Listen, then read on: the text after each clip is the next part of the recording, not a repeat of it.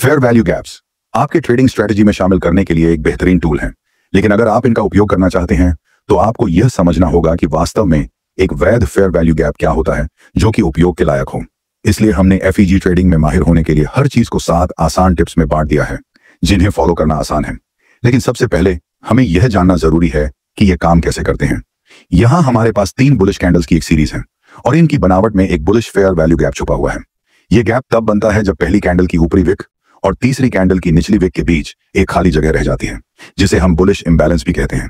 अगर हम सरल शब्दों में समझाएं कि इंबैलेंस क्यों महत्वपूर्ण होते हैं तो इसका कारण यह है कि चार्ट संतुलित प्राइस एक्शन पसंद करता है और ऐसा करने के लिए उसे मूव्स में खरीदारों और विक्रेताओं दोनों की भागीदारी चाहिए होती है। तो जब हमारे पास ऐसा मूव होता है जिसमें केवल खरीदारों की भागीदारी होती है तो यह एक बुलिश इंबैलेंस बनाता है, और यही प्रक्रिया तब होती है जब केवल विक्रेता शामिल होते हैं। यह बेयरिश इंबैलेंस बनाता है। इस लॉजिक के अनुसार यह एरिया एक बुलिश इंबैलेंस है क्योंकि यह खरीदारों की एक मजबूत इंपल्सिव मूव थी, जिसका मतलब है कि भविष्य में हम उम्मीद कर सकते हैं कि यह एरिया प्राइस को अपनी ओर खींचेगा ताकि अगली ऊपर की मूव से पहले उसे रीबैलेंस किया जा सके, और ऐसा करने में यह एरिया अब रीबैलेंस हो चुका है। फिर हमारे पास बेयरिश वेरिएशन भी होता है जो एक जैसी ही प्रिंसिपल्स को फॉलो करता है। फर्क बस इतना होता है कि इंबैलेंस नीचे की ओर होता है, जिसका मतलब है कि हम उम्मीद करते हैं कि प्राइस नीचे से इस क्षेत्र में घुसेगा ताकि उसे रीबैलेंस किया जा सके और फिर अगली मूव नीचे की ओर जारी रहे। अगर पहली और तीसरी कैंडल की विक्स के बीच कोई गैप नहीं होता, जैसा कि दाहिनी साइड वाले इस फॉर्मेशन में दिखाया गया है, तो इसका मतलब है कि प्राइस एक्शन पहले से ही बैलेंस्ड है, यानी वहां कोई फेयर वैल्यू गैप नहीं है जिसे ट्रेड किया जा सके। अब जब हमने जान लिया कि फेयर वैल्यू गैप्स क्या होते हैं तो चलिए शुरू करते हैं अपनी पहली टिप से। टिप 1, आपको केवल उन्हीं एफवीजीज का उपयोग करना चाहिए जो कि मौजूदा ऑर्डर फ्लो के साथ अलाइन करते हैं। प्राइस केवल 2 दिशाओं में ही जा सकता है, लेकिन यह शायद ही कभी एक सीधी लाइन में मूव करता है। इसके बजाय यह कई छोटे छोटे मूव्स करता है जो मिलकर एक बड़ी स्विंग बनाते हैं। अगर हम एक अपट्रेंड की बात करें तो हम जानते हैं कि इसे वैध बने रहने के लिए नए हायर हाई जमन बनाने होते हैं, लेकिन एक हाई बनने के बाद हम जानते हैं कि एक रिट्रेसमेंट आना तय है, और जब प्राइस नीचे आता है तो उसे किसी तरह का सपोर्ट चाहिए होता है जिससे वह अगली ऊपर की मूव बना सके, और यही वह जगह है जहां हम पिछली मूव में एक बुलिश फेयर वैल्यू गैप की तलाश करते हैं जो जरूरी लिक्विडिटी को प्रदान कर सके जिससे प्राइस ऊपर की दिशा में फिर से मूव कर सके। हम इस चार्ट में एक अच्छा उदाहरण देख सकते हैं। हर बार जब हमें एक हायर हाई बनता दिखाई देता है तो फिर एक रिट्रेसमेंट आता है जो बुलिश फेयर वैल्यू गैप में वापस जाता है, जहां से वह अगले अप मूव के लिए सपोर्ट पाता है। डाउन ट्रेंड्स के लिए भी यही नियम लागू होता है ताकि प्राइस अपनी गिरावट जारी रख सके। नई लोअर लो बनाने के लिए प्राइस को एक प्रकार के रेजिस्टेंस की जरूरत होती है ताकि वह अगला लेग डाउन बना सके, और यही वह समय होता है जब हम बेयरिश फेयर वैल्यू गैप का उपयोग करते हैं। हम इसका एक उदाहरण यहाँ इस डाउन ट्रेंड ट्राइंग स्ट्रक्चर में देख सकते हैं। हर बार जब एक नया लोअर लो बना तो प्राइस वापस ऊपर की ओर रिट्रेस हुआ और एक बेयरिश फेयर वैल्यू गैप में गया, जहां उसे रेजिस्टेंस मिला और फिर मूव नीचे की ओर जारी रही। तो इसे समेटते हुए कह सकते हैं कि अप ट्रेंड के दौरान हम केवल बुलिश फेयर वैल्यू गैप्स का उपयोग करते हैं और डाउन ट्रेंड में केवल बेयरिश फेयर वैल्यू गैप्स का। इससे यह सुनिश्चित होता है कि हम चार्ट के ऑर्डर फ्लो को सही से फॉलो कर रहे हैं। अब अगली टिप की ओर बढ़ते हैं। आपको कभी भी उस एफवीजी का उपयोग नहीं करना चाहिए जिसे पहले ही टच किया जा चुका हो। उदाहरण के लिए यहां हमारे पास एक फेयर वैल्यू गैप है, लेकिन अगर हम ध्यान से देखें तो पाते हैं कि प्राइस पहले ही इसमें हल्का सा डिप कर चुका है। भले ही वह मुश्किल से एफवीजी में घुसा हो, फिर भी हम इसे मिटिगेटेड मानते हैं, यानी यह काफी हद तक कमजोर हो गया है।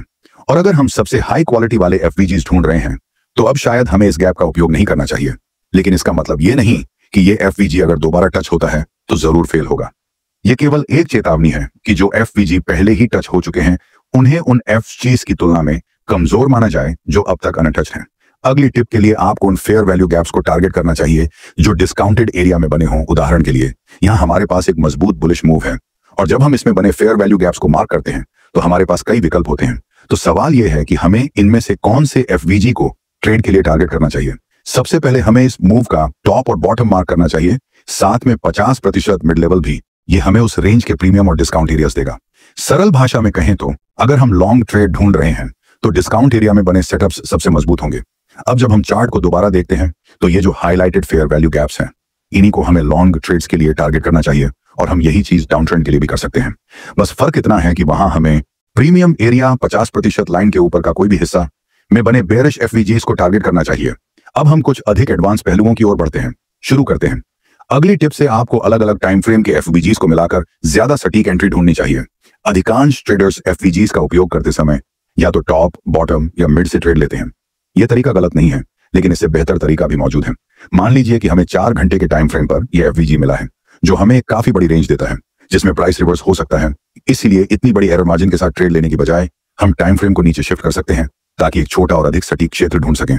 अब हम 15 मिनट चार्ट पर उस प्राइस एक्शन को देख रहे हैं जिसने 4 HFVG बनाया था, और जब हम ध्यान से देखते हैं तो पाते हैं कि उसी मूव में एक 15 मिनट का फेयर वैल्यू गैप बना था।